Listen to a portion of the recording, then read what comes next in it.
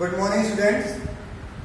आज हम आपको आपके सिलेबस क्लास 9 के में जो एक बुक है जिसका नाम मोमेंट्स है, उस बुक के फर्स्ट चैप्टर जिसका नाम द लॉस्ट चाइल्ड है, जिसका अर्थ होता है खोया हुआ बच्चा, रिटन बाय, जिसको लिखा है मुल्कराज आनंद ने।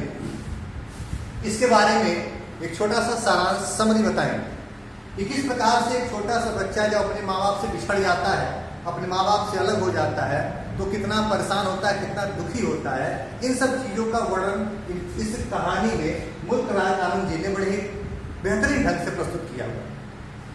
कहानी शुरू होती है उस गांव की जहाँ पर बसंत का मेला लगा हुआ है और सारे लोग, गांव के सभी गांववासी, कुछ लोग घोड़े पर, कुछ लोग बांस की बल्लियों पर, कोई बैलगाड़ियों पर, मतलब अपने अपने साधन के माध्यम से मेले की तरफ रवाना होते हैं। खेतों की पगडंडियों पर चलते रहते हैं, सरसों का फूल खिला रहता है, गांव की शोभा बढ़ाते हैं। उसके बीच में से ये लोग निकलते हैं जिसमें एक छोटा सा बच्चा अपने माँ बाप के साथ, अपने माता पिता के साथ काफी उत्तेजित होकर, मेले को देखने के लिए काफी उत्तेजित होकर उनके साथ साथ दौड़ता रहता है, उनके पैरों के पीछे दौड़ता रहता है। वो काफी खुश होता है क्योंकि उसे आज मेले का आनंद लेने का मौका मिला।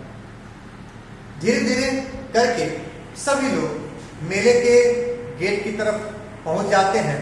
जब जैसे ही बच्चा उस मेले में पहुंचता है, सबसे पहले बच्चों का मन बहुत ही चंचल होता है। जैसे ही वो किसी दुकान पर या मार्केट में या कहीं पर भी जाते हैं तो कुछ न कुछ उनके खरीदने की इच्छा हो जाती है। वो जैसे ही घुसता है तो सबसे पहले वो खिलौनों को लेने की चाहत पैदा करता है। उसकी इच्छा होती है कि वो खिलौनों को खरीद ले, लेकिन वह जानता है कि उसके माता पिता उसे खिलौने खरीदने नहीं देंगे, क्योंकि वो उसे कहेंगे कि तुम काफी बड़े हो चुके हो और तुम्हारे खिलौनों से खेलने की उम्र नहीं है। वह जब अंदर मेले के अंदर प्रवेश करता है, वहां का आकर्षण देखकर वो बहुत ज्यादा उत्साहित हो जाता है, बहुत ही ज्यादा प्रसन्न हो जाता है कि ये मैं कहाँ आ गया।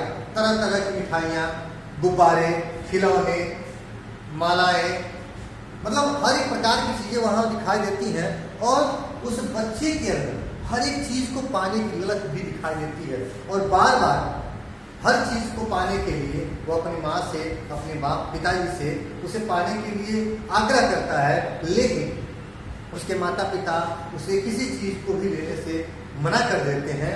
एक जगह वो जाता है जहाँ पर एक सपेरा बांसुरी बजा रहा होता है और एक सांप उसके सामने फन निकाले खड़ा होता है और जो बांसुरी बजाता है तो थोड़ी सी गतिविधि करता है जिसको नाचना बोलते हैं। वहां पर थोड़ी देर रुकता है, लेकिन वह जानता है कि उसके माता पिता उसको इस चीज के लिए डांटेंगे, फिर वो वहां से आगे बढ़ जाता है। जब कुछ दूर और जाता है तो एक बहुत बड़ा राउंड, जिसको हम झूला बोलते हैं, झूले के पास खड़े होकर वो देखता रहता है और वो चाहता है कि वह भी उस झूले के अंदर बैठे। जैसे उसके मुंह से आवाज निकलती है कि मैं भी उस झूले पर बैठूंगा, लेकिन उसके पीछे से और कोई आवाज नहीं आती। वो पीछे मुड़कर देखता है, वहां उसके माता पिता नहीं होते हैं, अर्थात वो अपने माता पिता से पूरी तरह से अलग हो चुका होता है, बिछड़ गया होता है।